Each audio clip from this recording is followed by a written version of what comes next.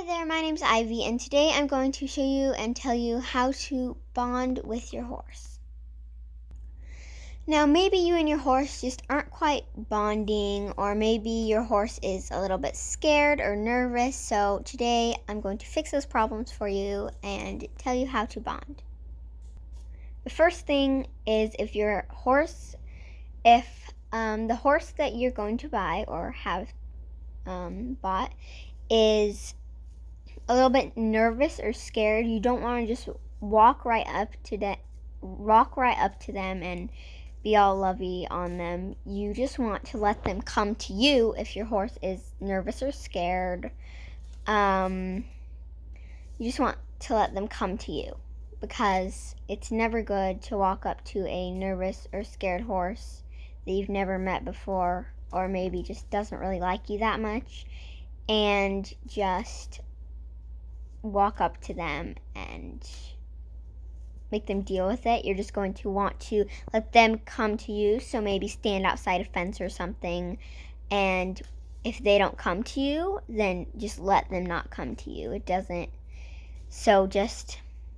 might take a few times of meeting your horse for you and your horse to bond, because your horse needs to get used to you, especially if it's a little bit of a nervous horse or a younger horse, then that could be hard. But if your horse doesn't come over to you and doesn't come near the fence or gate or whatever, in the first week of meeting your horse, say, then you might want to just make little noises at him to try to get him to come over. Like I like to do or something like that, or maybe you could just reach your hand out in the cage. I mean, not in the cage, in the in the fence, or whatever you want to do, but just let your horse come to you, and that will be your best chance of you and your horse bonding if your horse is nervous.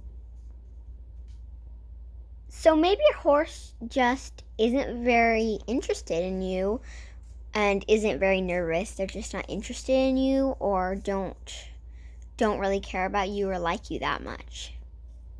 And if that's what you're noticing, then you're going to want to go up to them. So if your horse isn't very interested in you, or just doesn't really know what to do with you or something like that, then you're going to want to maybe hold out a carrot in your hand and feed it to your horse. Feed the carrot to your horse, or an apple, or horse treats, or whatever you want to feed to your horse. If you can feed your horse, then you're going to want to do that, because that's always a good thing when a horse isn't super nervous.